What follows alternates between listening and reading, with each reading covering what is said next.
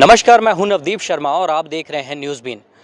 All India Congress committee के वरिष्ठ नेता पवन खेड़ा ने एक वीडियो के माध्यम से बीजेपी का घेराव किया है। उन्होंने दिखाया कि जम्मू कश्मीर के तत्कालीन राज्यपाल थे सत्यपाल मलिक, उनके द्वारा एक वीडियो जारी किया गया था और उन्होंने एक जो यूट्यूब चैनल को उन्होंने अपना एक इंटरव्यू दिया जिसमें उन्होंने कहा कि उनको 300 करोड़ रुपए की घूस दी गई थी और ये घूस 2 फाइलों को पास करने के लिए दी जानी थी, जो उन्होंने पास नहीं की। कश्मीर में आपके अंतराल में मैं आगे भी आपसे और बात करूंगा, लेकिन कश्मीर में आपके टेन्योर में काफी कुछ हुआ और आप बोलते भी रहे। बाद में आपने बोला कि वहां पे आपको रिलायंस की तरफ से 300 करोड़ रुपए घूस देने की बात हुई थी, 2 फाइलें थी। नो, मुझे नहीं, मतलब वो 2 फाइलें थी। अगर मैं उनको पास कर देता तो मुझे मिल जाता 3, चूंकि वो आम चर्चा थी कि इनमें 300 करोड़ रुपए का इन्वॉल्वमेंट है।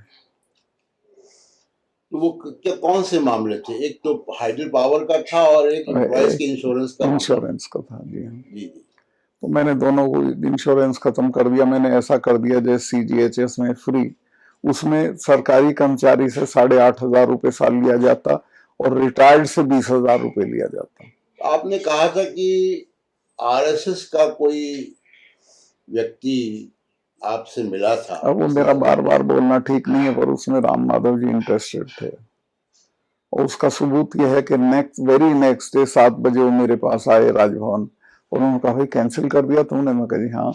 कहने चिट्ठी चली गई। मैं कहा मैं पता करता हूँ। मैंने चीफ सेक्रेटरी से पूछा इसकी चिट्ठी चली गई क्या? उन्होंने कहा कल ही चली गई थी। तो बड़े अपसेट हुए। उन्होंने कहा ऐसे कैसे इन्वेस्टमेंट आएगा ये वो? मैं कहा भाई इन्वेस्टमेंट आए या ना आए, मैं गलत काम नहीं करूंगा। इसमें खराबी ये है कि एक तो सरकारी कर्मचारियों को पैसा देना पड़ेगा और दूसरे जो इसमें अस्पताल शॉर्टलिस्ट किए हैं 4-5, वो बिल्कुल 3rd ग्रेड अस्पताल हैं, मतलब इस लायक नहीं है कि उनके लिए लोग पैसा दें। ठीक है, आपने वो निरस्त कर दिए थे वो, लेकिन राम माधव व्यक्तिगत रूप से आपसे मिले थे? पर्सनली मिले थे, स्पेशली। और ये कहा 7 बजे सवेरे, मैं नहाया भी नहीं था। और रिलायंस का वकालत किया? नहीं, रिलायंस का नहीं, इस डील का वकालत किया। तो डील में तो रिलायंस ही था। अब जो भी था, रिलायंस इंश्योरेंस था उसमें। पावर प्रोजेक्ट की बात भी की उन्होंने? पावर प्रोजेक्ट की उन्होंने नहीं की, उसमें दूसरे लोग थे। उसके बाद CBI ने कई जगह मामले दर्ज किए। जी, आपसे कोई बयानबाजी हुई? क्या मामला है? देखो मेरे खिलाफ तो दर्ज नहीं किया, चूंकि मैं तो विसिल ब्लोअर हूँ। मुझे सिर्फ उन्होंने इतना कहा कि एक बार 5 मिनट के लिए हम आपको दफ्तर तो बुला नहीं सकते, हमारा गेस्ट हाउस है, वहां 5 मिनट आके चाय पी ले, हमें बैकग्राउंड इसका बता दें। तो मैं गया, मैंने सही सही बता दिया ये लोग हैं और ये सब माननीय प्रधानमंत्री के लोग हैं। आप किताब भी लिख रहे हैं? जी। देखिए, कॉन्फ्रेंस के माध्यम से उन्होंने क्या आरोप लगाए हैं, उन्होंने कैसे इसका घेराव किया, देखिए। एक बहुत महत्वपूर्ण खुलासा नाम लेकर कर रहे हैं। RSS के एक वरिष्ठ नेता राम माधव का उन्होंने स्पष्ट तौर पे नाम लिया। प्रधानमंत्री के करीबी से जुड़े हुए ये शब्द सत्यपाल मलिक जी के हैं। इस इंटरव्यू में तो उन्होंने पूरा खुलासा करके नाम लिया है। 2021 में उन्होंने सिर्फ इतना कहा था कि RSS के एक वरिष्ठ नेता मेरे पास आए थे और कोई डील लेकर आए थे। 2021 में जब इन्होंने ये खुलासा किया, अक्टूबर 2021 की बात थी कि 300 करोड़ रुपए की घूस की पेशकश RSS के एक वरिष्ठ पदाधिकारी ने उनको की थी। तब राम माधव ने आगे बढ़कर कहा था कि ये इशारे में मेरे लिए कह रहे हैं, मैं कानूनी कार्रवाई करूंगा। आज 2023 की अप्रैल है। क्या कानूनी कार्रवाई की राम माधव ने? अगर की तो आप सबके माध्यम से साझा करें वो जानकारी। ये सवाल उठाते हुए उन्होंने न केवल राष्ट्रीय स्वयंसेवक संघ का नाम लिया, उन्होंने प्रधानमंत्री का भी नाम लिया है। यह छोटी बात नहीं है, बहुत गंभीर बात है, क्योंकि सत्यपाल मलिक कोई कांग्रेस के नहीं है।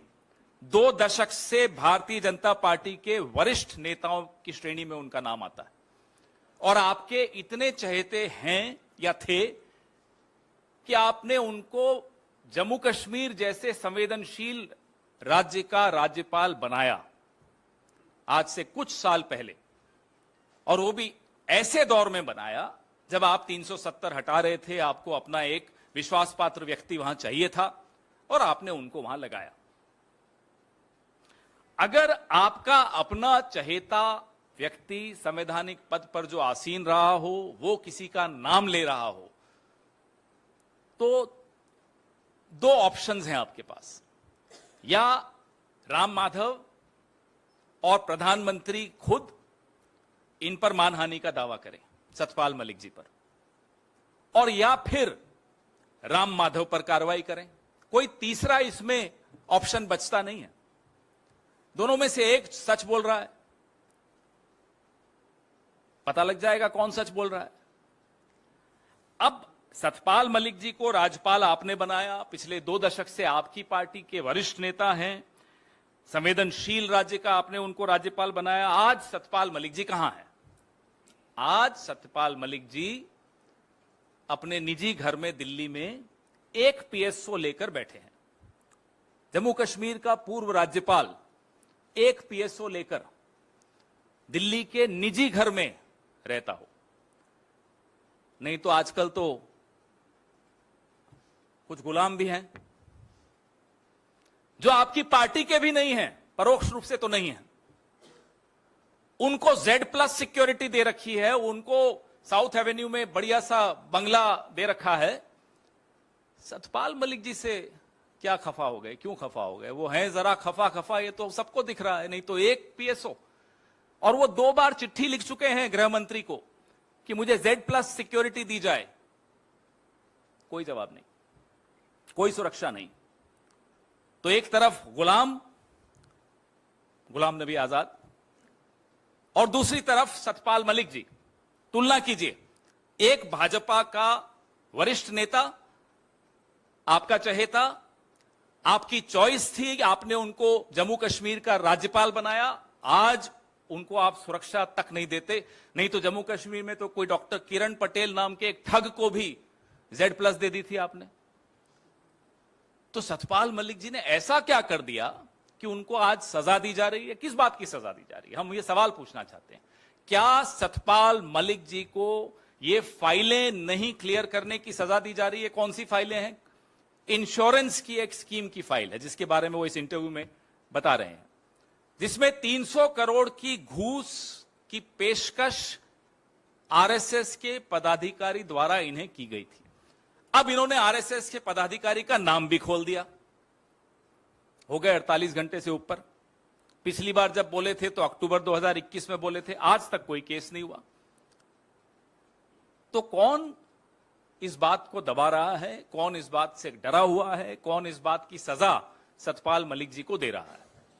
या तो आरएसएस दे रही है या प्रधानमंत्री कार्यालय दे रहा है, क्योंकि इन्हीं दोनों का नाम लिया इन्होंने। ऐसे कई उदाहरण एक गैर पंजीकृत संगठन के पदाधिकारी भ्रष्टाचार में लिप्त होते हुए पाए जा रहे हैं, कोई कार्रवाई नहीं हो रही। क्यों नहीं हो रही? भाई आप तो अपने आप को गंगा से भी ज्यादा पवित्र बताते हैं। आप खुद पंजीकृत नहीं हैं और हर मंत्री के यहां एक पीएस या ओएसडी संघ से आया हुआ है। कोई फाउंडेशन है संघ की, उससे आपने एक एक पीएस और एक एक ओएसडी बैठा रखा है हर मंत्री के यहां। क्यों बैठा रखा है बताइए? क्या इसी तरह की डील्स करने के लिए बैठा रखा है? हम जानना चाहते हैं। या मंत्री पर नजर रखने के लिए कि कहीं वो अकेला डील ना कर दे? ये क्या हो रहा है इस देश में?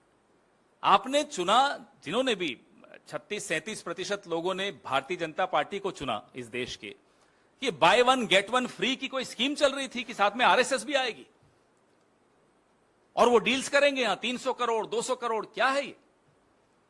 तो हम प्रधानमंत्री को सीधे खुले मंच से चुनौती देते हैं कि अगर सतपाल मलिक जी की बात सही है तो सीबीआई और ईडी और इनकम टैक्स और जितनी एजेंसीज हैं उनको राम माधव का पता आपके पास अगर नहीं हो तो हमसे ले लीजिए।